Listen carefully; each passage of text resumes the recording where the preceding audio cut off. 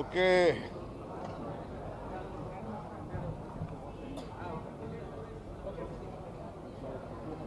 ಬೆಳಗಾವಿಯಲ್ಲಿ ಕಾಂಗ್ರೆಸ್ಸು ಮತ್ತು ದೇಶದ ಇತಿಹಾಸದ ಒಂದು ಐತಿಹಾಸ ಸಮಾವೇಶಕ್ಕೆ ಕ್ಷಣಗಣನೆ ಪ್ರಾರಂಭ ಆಗ್ತಾ ಇದೆ. ತಮಗೆಲ್ಲ ಗೊತ್ತಿರೋ ಹಾಗೆ ಈ ಸಮಾವೇಶಕ್ಕೆ ಜೈ ಬಾಪು, ಜೈ ಭೀಮ್, ಜೈ ಸಂವಿಧಾನ ಅಂತ ಹೇಳಿ ನಮ್ಮ ACC ಅವರು ಹೆಸರನ್ನ ಇಟ್ಟಿದ್ದಾರೆ. ಈ ದೇಶದ ಸ್ವಾತಂತ್ರ್ಯ, ಈ ದೇಶದ ಸಂವಿಧಾನ, ಈ ದೇಶದ ಐಕ್ಯತೆ ಇವನ್ನೆಲ್ಲ ಕಾಪಾಡಲಿಕ್ಕೆ ನಾವು ಗಾಂಧಿ ತತ್ವ, ಬಾಬಾ ಸಾಹೇಬ್ ಅಂಬೇಡ್ಕರ್ ಅವರ ನೀತಿ, ನಮ್ಮ ಸಂವಿಧಾನದ ರಕ್ಷಣೆ ಇದನ್ನು ಕಾಪಾಡಿಕೊಂಡು ಹೋಗಲಿಕ್ಕೆ, ಮುಂದಿನ ಪೀಳಿಗೆಗೆ ಮಾರ್ಗದರ್ಶನವನ್ನು ನೀಡಲಿಕ್ಕೆ ಈ ಒಂದು ಐತಿಹಾಸಿಕ ಕಾರ್ಯಕ್ರಮವನ್ನು ನಾವು ಹಮ್ಮಿಕೊಂಡಿದ್ದೇವೆ. ತಾವೆಲ್ಲ ಇವತ್ತು ರಾಜ್ಯದ ಎಲ್ಲ ಜನರಿಗೆ ನಾನು ಮನವಿ ಮಾಡೋದು, ಇದು ಕಾಂಗ್ರೆಸ್ ಪಕ್ಷದ ಕಾರ್ಯಕ್ರಮ ಮಾತ್ರ ಅಲ್ಲ, ಇದು ದೇಶದ ಸಂವಿಧಾನವನ್ನು ಉಳಿಸುವಂಥದ್ದು, ಮಹಾತ್ಮ ಗಾಂಧೀಜಿಯವರ ಆದರ್ಶ ಮತ್ತು ಜೈ ಭೀಮ್ ಡಾಕ್ಟರ್ ಬಾಬಾ ಸಾಹೇಬ್ ಅಂಬೇಡ್ಕರ್ ಅವರ ತತ್ವ ಸಿದ್ಧಾಂತಗಳನ್ನು ರಕ್ಷಣೆ ಮಾಡಲಿಕ್ಕೆ ಈ ಒಂದು ಕಾರ್ಯಕ್ರಮವನ್ನು ಹಮ್ಮಿಕೊಂಡಿದ್ದೇವೆ.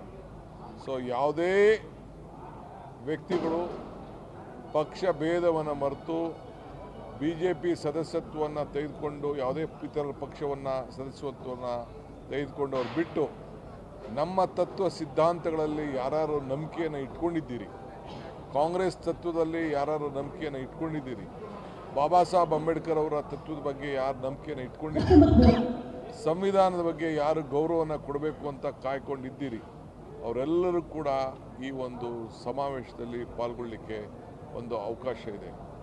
ಆದ್ದರಿಂದ ಎಲ್ಲ ಸಿದ್ಧತೆ ನಡೀತಾ ಇದೆ. ನಾನು ಎಲ್ಲರಿಗೂ ಮನವಿ ಮಾಡ್ತಾ ಇದ್ದೀನಿ, ತಪ್ಪದೇ ಈ ಇತಿಹಾಸ ಪುಟಕ್ಕೆ ಸೇರಬೇಕು, ನೀವು ಸಾಕ್ಷಿ ಆಗಬೇಕು.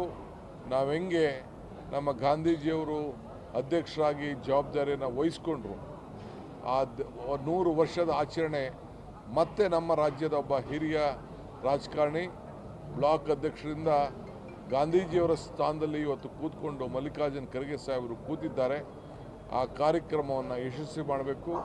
ರಾಹುಲ್ ಗಾಂಧಿಯವರು, ಪ್ರಿಯಾಂಕಾ ಗಾಂಧಿಯವರು ಮತ್ತು ಅನೇಕ ರಾಷ್ಟ್ರೀಯ ನಾಯಕರೆಲ್ಲ ಈ ಒಂದು ಕಾರ್ಯಕ್ರಮಕ್ಕೆ ಪಾಲ್ಗೊಳ್ತಾ ಇದ್ದಾರೆ. ಇದಲ್ಲದೆ ಗಾಂಧೀಜಿಯವರ ಏನು ನಮ್ಮ ಸುವರ್ಣಸೌಧದಲ್ಲಿ ಒಂದು ಗಾಂಧೀಜಿಯವರ ಪ್ರತಿಮೆಯನ್ನು, ಒಂದು ವಿಶೇಷವಾದಂಥ ಪ್ರತಿಮೆಯನ್ನು ಕೂಡ ಸರ್ಕಾರದ ವತಿಯಿಂದ ಅನಾವರಣ ಮಾಡ್ತಾ ಇದ್ದೇವೆ. ಅದಕ್ಕೂ ಕೂಡ ಎಲ್ಲ ಶಾಸಕರಿಗೆ ಪಕ್ಷ ಭೇದವನ್ನು ಮರೆತು ಆಹ್ವಾನಿಸಿದ್ದೇವೆ. ಎಲ್ಲರೂ ಕೂಡ ಈ ಸಂದರ್ಭದಲ್ಲಿ ನಾವು ಆಹ್ವಾನವನ್ನು ನಾವು ನೀಡ್ತಾ ಇದ್ದೇವೆ. ಸರ್, ಈಗ ಗಾಂಧಿ ಭಾರತ ಕಾರ್ಯಕ್ರಮ ಇದನ್ನ ಐತಿಹಾಸಿಕವಾಗಿ ಜನ ಶಾಶ್ವತವಾಗಿ ನೆನಪಿಟ್ಟುಕೊಂಡಿರ್ತಾರೆ. ಏನಾದರೂ ಹೊಸ ಯೋಜನೆ ಘೋಷಣೆ ಮಾಡ್ತೀರಾ? ಖಂಡಿತ. ನಾವು ಈಗಾಗಲೇ ನಮ್ಮ HK Patil, Veerappa ಮೊಯ್ಲಿಯವರು, BL Shankar, KH ಮುನಿಯಪ್ಪನವರು, Rahman Khan ಮತ್ತು ಅನೇಕ ಸದಸ್ಯರ ಜೊತೆಯಲ್ಲಿ ಒಂದು ಸಮಿತಿಯನ್ನು ರಚನೆ ಮಾಡಿದ್ದೇವೆ. ಸರ್ಕಾರ ಮತ್ತು ಪಕ್ಷ ಎರಡೂ ಸೇರಿ ಅವರು ನಮ್ಮ ಸರ್ಕಾರಕ್ಕೆ ಅನೇಕ ಕಾರ್ಯಕ್ರಮಗಳನ್ನು ಕೊಟ್ಟಿದ್ದಾರೆ. ಶಾಲೆಗಳಿಂದ ಹಿಡಿದು, ಶಾಲಾ ಕಾಲೇಜಿಂದ ಹಿಡಿದು ಇದನ್ನೆಲ್ಲ ಕೂಡ ನೆನಪು ಮಾಡಿಕೊಳ್ಳಿಕ್ಕೆ, ಉಳಿಸ್ಲಿಕ್ಕೆ ಮತ್ತು ಬೇರೆ ಬೇರೆ ಕಡೆ ಕಾರ್ಯಕ್ರಮವನ್ನು ನಿರೂಪಣೆ ಮಾಡಲಿಕ್ಕೆ ಕೆಲವು ಹೇಳಿದ್ದಾರೆ. ಮುಖ್ಯಮಂತ್ರಿಗಳು ಕೂಡ ಈಗಾಗಲೇ ಬಜೆಟ್ನಲ್ಲಿ ಅದಕ್ಕೆ ಹಣವನ್ನು ಇಡಲಿಕ್ಕೆ ಕೂಡ ಸಿದ್ಧತೆಯನ್ನು ಮಾಡಿಕೊಂಡಿದ್ದಾರೆ. ಇಡೀ ವರ್ಷ ಕಾರ್ಯಕ್ರಮ ನಡೀತದೆ. ಆ ದೃಷ್ಟಿಯಿಂದ ನಾವು ಅನೇಕ ಕಾರ್ಯಕ್ರಮಗಳನ್ನು ಮುಂದಿನ ದಿನದಲ್ಲಿ ಘೋಷಣೆ ಮಾಡ್ತೇವೆ. ಬೆಳಗಾವಿಗೆ ಏನಾದರೂ ವಿಶೇಷ ಕೊಡುಗೆ? ಖಂಡಿತ ಕೊಡ್ತೀವಿ. ಇವತ್ತು ಎಲ್ಲ ಜನ, ದೇಶದ ಜನ ಬೆಳಗಾವಿ ಎಲ್ಲಿದೆ ಅಂಥೇಳಿ ಗಾಂಧೀಜಿಯವರು ಈ ದೇಶದ ಸ್ವಾತಂತ್ರ್ಯದ ನಾಯಕತ್ವವನ್ನು ವಹಿಸಿ ಅವತ್ತೇ ಕಾಂಗ್ರೆಸ್ ಪರಿಚಯ ಮಾಡಿತು. ಅದನ್ನು ಮುಂದುವರಿಸುವಂಥ ಕೆಲಸವನ್ನು ನಾವು ಮಾಡ್ತೀವಿ. ಸಚಿವ ಸಂಪುಟ ಪುನರ್ವಿಸ್ತರಣೆ ಆದರೆ ಬೆಳಗಾವಿ ಇನ್ನೊಂದು ಸಚಿವ ಸ್ಥಾನ ಕೊಡ್ತೀರಾ? ಏನು ಹೇಳಿ? ಸಚಿವ ಸಂಪುಟ ಪುನರ್ರಚನೆ ಆದ ಬಳಿಕ ಬೆಳಗಾವಿ ಇನ್ನೊಂದು ಸ್ಥಾನ ಏನಾದರೂ? ಬೆಳಗ್ಗೆ ಬ್ರೇಕ್ಫಾಸ್ಟ್ ಮೀಟಿಂಗಲ್ಲಿ ಮಾತಾಡ್ತೀವಿ. ಸರ್, ಈಗ 100 ವರ್ಷದ ಇತಿಹಾಸವನ್ನು ತಾವು ಸ್ಮರಣೆ ಮಾಡ್ತಾ ಇದ್ದೀರಾ. ಮುಂದಿನ ಪೀಳಿಗೆಯೂ ಸ್ಮರಣೆ ಮಾಡುವ ರೀತಿಯಲ್ಲಿ ಏನಾದರೂ ಗಾಂಧೀಜಿಯವರ ಇತಿಹಾಸ, ಅವರು ಮಾಡಿದಂಥ ಅಧಿವೇಶನದ ಇತಿಹಾಸ ನೆನಪಾಗುವ ರೀತಿಯಲ್ಲಿ ಏನಾದರೂ? ಖಂಡಿತ ಮಾಡ್ತೀವಿ ಅಂತ ಹೇಳ್ತಾ ಇದ್ದೀನಿ. ಅದಕ್ಕೆ ಉಳಿಸ್ಬೇಕು ಅಂತಲೇ ಇದನ್ನು ಮತ್ತೆ ಈ ಪರಂಪರೆಯನ್ನು ಉಳಿಸ್ಕೊಂಡು ಹೋಗ್ತಾ ಇದೆ. ಸರ್, ನೀವು ಅಧ್ಯಕ್ಷರಾದ ಮೇಲೆ ಏನು ಎಲ್ಲ ಕೆಲಸ ಮಾಡಿದ್ರೆ ಅದೊಂದು ಅದ್ಭುತ ಭೇಟಿ ಮಾಡಿದ್ರಿ. ಇವಾಗ ಕಾರ್ಯಕ್ರಮದ ವೇಳೆ ಇನ್ನೂ ಪ್ರಸಾರ ಮಾಡಿದ್ರಿ. ನೀವು ಅಧ್ಯಕ್ಷರಾದ ಮೇಲೆ ಏನೇನು ಕಾರ್ಯವನ್ನು ಮಾಡಿದ್ರಿ ಅದೊಂದು ಭೇಟಿ ಮಾಡಿದ್ರಿ. ಸೊ ಅದನ್ನ ಕಾರ್ಯಕ್ರಮದಲ್ಲಿ ಇವೆಲ್ಲ ಭೇಟಿಗಳು ಪ್ರಸಾರ ಆಗುತ್ತೆ.